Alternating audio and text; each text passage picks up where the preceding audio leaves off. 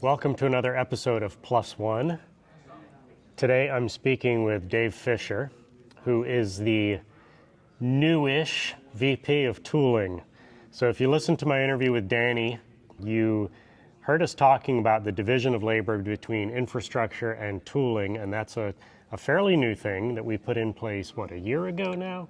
Just under a year. Okay. Because we hired in tooling in February and March. We had people start, so that would be the time in which we separated concerns and we're doing our tooling work and helping out infra occasionally, and infra helps us out occasionally. So as Danny mentioned, there's a bit of an overlap, but primarily tooling is responsible for writing tooling, as the name implies, that helps the ASF do stuff, useful things, and infrastructure is responsible for operating tooling as well as other infrastructure in reliable and reproducible ways. What I'd like to hear from you, what our audience wants to hear from you, is what that tooling is. What are your priorities for the coming years, and what are the major pieces of tooling that your team is working on? Well, we're just about complete with the board agenda tool. Next week it will be fully used for all of the board meeting, and other than maybe a few small gaps we have to do manually for the after meeting actions, it's complete and everyone seems to be happy with it. And that was a longest journey. Thomas did a great job with the interface and improvements and all the actions, and we learned a whole lot of things about the records of the ASF and exactly what is recorded and what, and even the provenance of when these things started. We build our tools using Python, and we build them on the same platform that Infra builds their tool, the bespoke platform called ASF Quart, which is based on Quart, which is based on Flask. So the idea is that to work on tooling, you need the same kinds of Python skills as you have for infrastructure, so that infrastructure can have a chance in the future to be the first line of support. And the other real difference, and I'll get onto the other project in a second, but the other main thing is we're developers and teams where we have development skills and know how to build and organize our tasks and do the proper sense of triage on what's important to complete to try to make somewhat of a deadline and get things done and be pragmatic about things. And since we're focused on one or two things at a time, we can have the focus needed to do that. Where infrastructure is juggling so many different things at once, and then crises and infrastructure, et cetera, that it's important to have a separate setup. For our other main project, and this is I think almost our real reason to exist, is what we call the Apache Trusted Release Platform. That's also a Python stack using ASF Quart and all the authorization.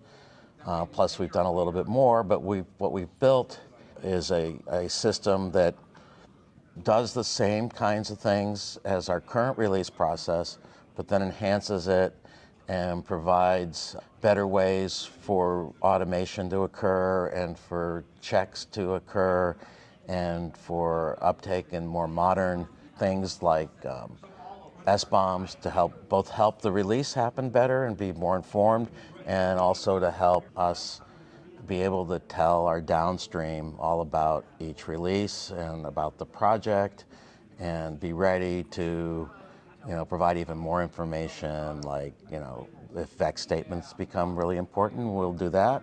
If publishing a catalog of our releases, informing the public about end of life, various attestations will eventually occur. Is it accurate to say that at some point projects will be able to do a release by pressing a button, or is that an oversimplification? Eventually, we hope that's the case, but there's some preconditions. For example, most projects do more than distribute a source release, and those always go to our own downloads, and those have always been available. Those can be single button. You still have to vote, so people are still going to have to manually vote for the release of a project, set of artifacts. We can't get past that. Yeah. That's a requirement of Apache governance. But everything else should be automated. And then the caveat I was going to say is distribution channels. There are a lot of distribution channels that various projects use, and we can, say, oh, you did that distribution there, we can see it. That's easy. So we're doing that first. But to go to the point of actually doing the distribution for the project, that's a slow case-by-case basis. And all the projects that are doing that already know how to automate that. In general, they do. In this case, whatever we do, we'll be learning from the projects and copying what they do. The ASF has a set of tools called Whimsy, where a bunch of things are scripted and automated there. Is it the goal to translate all of that functionality into supported tooling? Or are we going to leave some of that in Whimsy, or is there a midway? Partly that's up to the Whimsy PMC. Some of the tools in there, Whimsy is like a plethora of different tools. Some of them may not be necessary, and it may take a while before someone's interested in doing that. But others will go away from Whimsy. I have mentioned the third project, which we'll be doing, and that's the Secretary's Workbench. Right. And the Secretary's Workbench will include all the secretarial tools that are now in Whimsy, and it's very likely it'll also include the roster tool that everyone uses to add people to their PMC, committers and members, as well as manage piling rosters. It makes most sense for that to be a secretarial action that's going to have to interact with infrastructure for LDAP, because LDAP's how we get permissions. So that'll be one workbench. We're also contemplating a more generic workbench where people can contribute the tools they want. For example, the treasurer wants to have some tools, and they're writing them themselves. We just need to provide a host for them if they want to have them on the web, although they seem to be doing okay running them behind the scenes on a server. We'll see how that goes.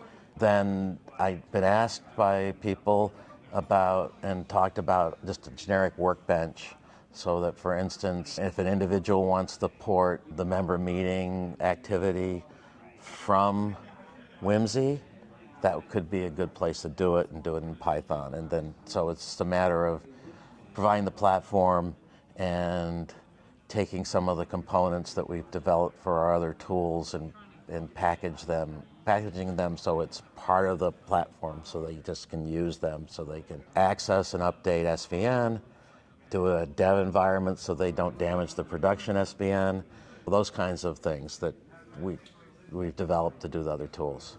So we can share those out and help people. We're going to have to keep a balance between how much we do for people versus assist them. Yeah. So we'll find out how that works. Well, you proactively answered several of my questions. And one of your roles is to protect the team from feature creep and being inundated by yet another thing you want to work on. What's the correct process for us to approach the team with requests? If it's a particular project, the best way is a GitHub issue, or we're available on various Slack channels. If it's a general issue, you can send something to dev@tooling.apache.org or at Slack at #tooling-discuss. Those are places to talk. If there's like an email discussion on board with ideas that people have, and I talk about what we might do, that's just a discussion. That's not a promise to do anything, because we have to worry about feature creep. I think it's going to be, going forward, it's going to be interesting, for what we call the ATR, the Trusted Release Platform. We're starting another alpha round which we hope is very engaged with several PMCs. In that case, we'll be working directly with them. So that's the discussion. GitHub issues. I mean, if people want to give us PRs in those areas, that's fine. That would be great.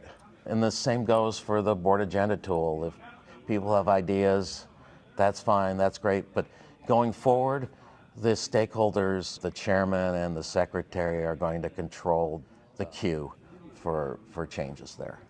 Excellent. Well, thank you, Dave. That's exactly what I had hoped to cover. So I appreciate you excellent. talking with me. Great talking to you, Rich. And it's been great working on ASF projects with you over the years.